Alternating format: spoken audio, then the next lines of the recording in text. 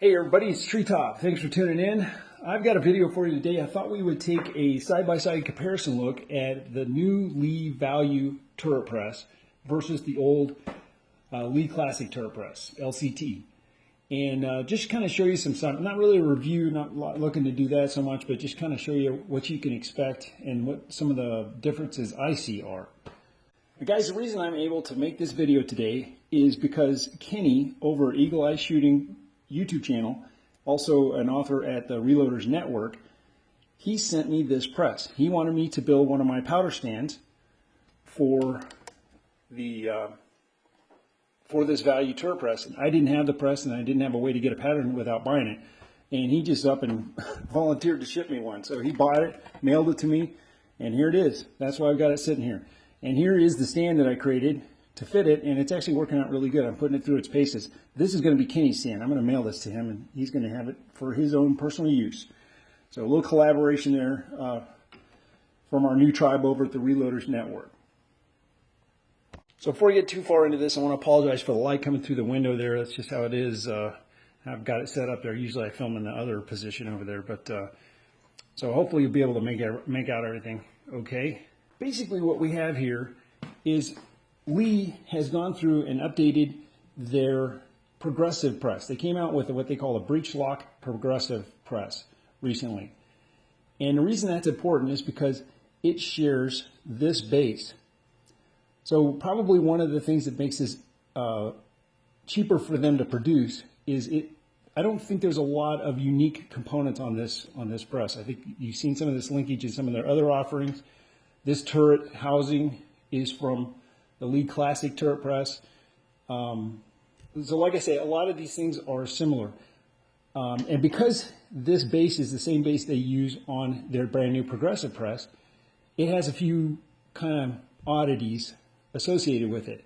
So the first thing you notice is there's some casting holes here, there's a little relief here. Those don't have anything to do with this press. That's from its other incarnation, that progressive press. So the next thing you notice is the ram is slightly off center. And again, that has to do with its DNA, how it's used on the progressive press. So that shifts everything in this turret application to the right from the LCT press. You notice the linkage is off to the right a little bit, the way it's mounted. This is identical to their progressive. So in the Lee Classic turret, the servicing die is going to be right about there. But in this case, obviously, the servicing die is going to be off to the right because it has to be over the ram. So that's a distinction. So my first observations with this were that there's better access to getting a case in and out on this press than there is on the LCT. I never have a problem operating the LCT, but it does give you more of a straight on. It's a little more visible. Now the downside to that is because everything's rotated, your primer activity comes in quite a bit from the right hand side. And that is maybe a little awkward to some folks. I didn't have any trouble with it. I adapted to it really quick.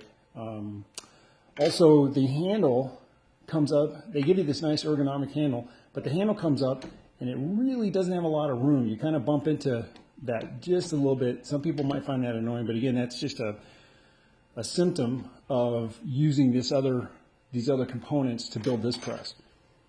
Now the next thing, when I first saw this, I really thought that this part here was aluminum, but it's not.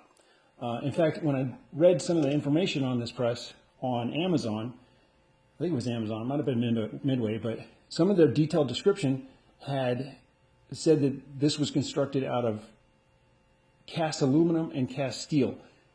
When I actually put a magnet to it, there was very little. In fact, the only aluminum is here in the turret, and those have always been aluminum, and the lever arms, the primer levers. Everything else on this is steel, everything.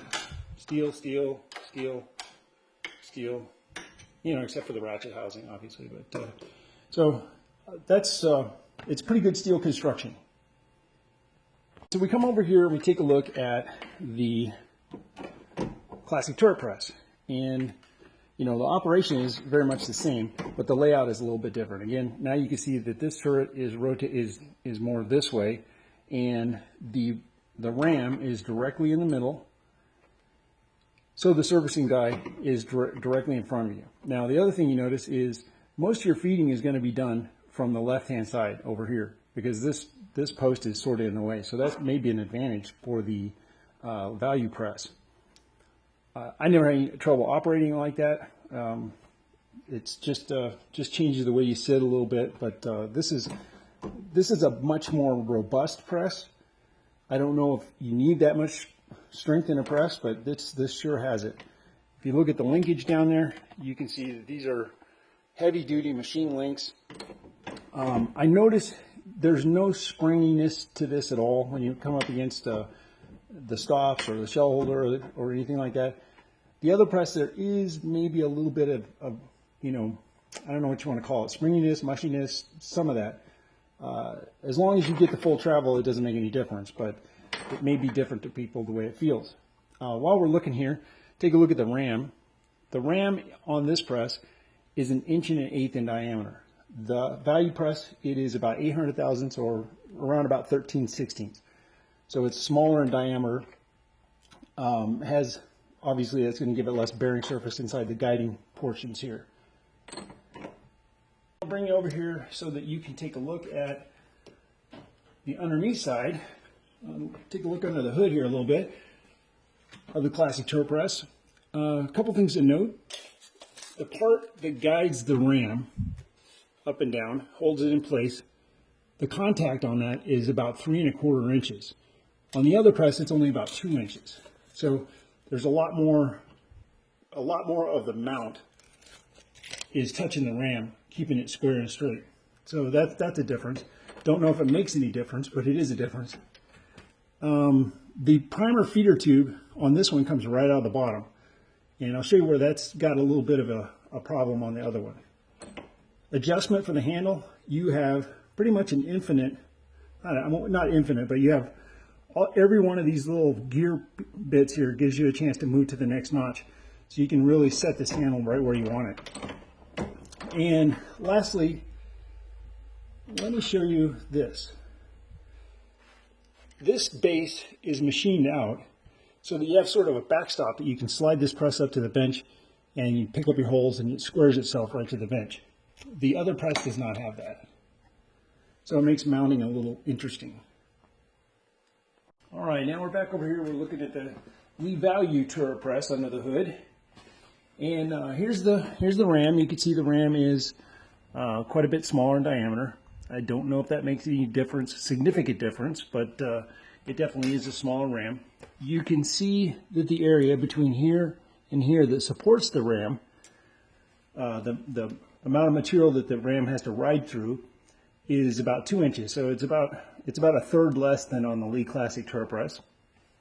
This linkage here it appears to be stamped metal. It's heavy duty.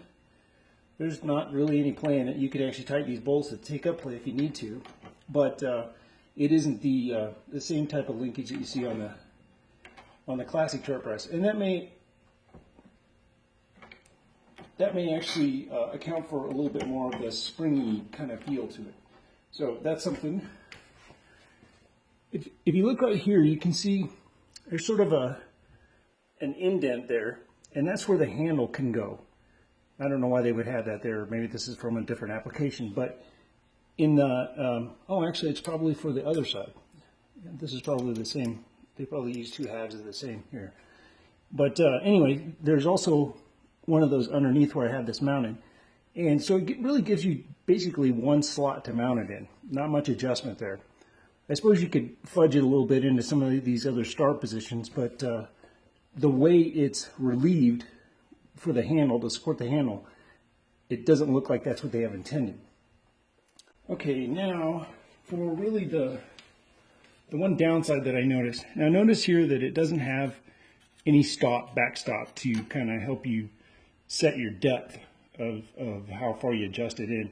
So when you go to mount this really just wants to rock back and sideways on this round part here. The next thing you'll notice is this is the primer feeder tube.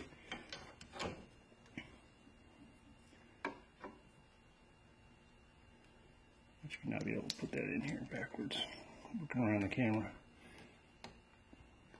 This actually goes on real easy. I'm making it look hard. But anyway, so you see how that hangs there.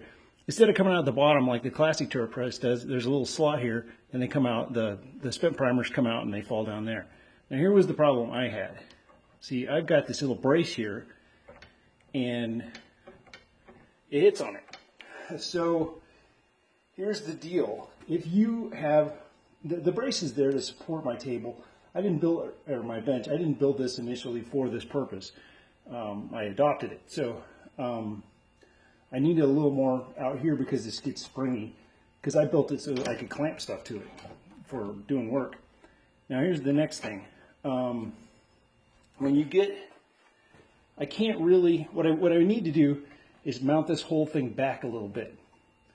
But let me bring you up here and show you the next problem. All right, so when you look right here, you can see this bolt is already pretty close to this edge, and the press is mounted squarely. So I don't really have a lot of room to slide back off because I'm going to lose any way to attach this bolt. Now, Lee recommends using their bench plate system to mount this, and I haven't tried it. Maybe that solves the problem, but I just want to make you aware, if you have some sort of support out here, or I've seen a lot of reloading benches where they have a board underneath, like a 2x4 underneath the top, so that they can actually support the bench. And I think it's a great idea, but in this application, that's going to be a little bit of an issue if you want to use that. While I got you here, just notice this handle. You see how much material I have going out the bottom there? That is to keep me from, what's going on with that camera? I had to drop it down, otherwise the handle just whacks this sucker right there. So that was another issue. Anyway, I show you all this, not to really knock on the press, but just to say, you know, those are some things that you should be prepared for if you're thinking about picking up this press. None of that stuff is an issue on the Lee Classic turret press. Okay, one thing I thought was really cool was I took this 9mm turret that was all set up on my LCT press, put it on here, and I thought I'd just try it, just started reloading, and it came out that the overall length was only 2.5 thousandths off from what was in my notes. And that could be just an adjustment. I could be off that much anyway. So I didn't even have to change the setup of these dies between the two presses. That was kind of handy, and that might be useful information to somebody. I got a couple 9mm here. I'm just going to go through it. We'll run these. Bring that around. We'll go up in here in size. Pick up a primer. The brand new version of this primer feeder is awesome. Bell of mouth, drop some powder, come around, seat a bullet,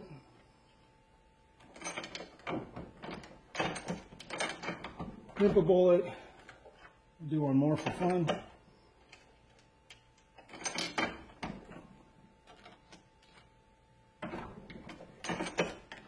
Seat, bell, drop.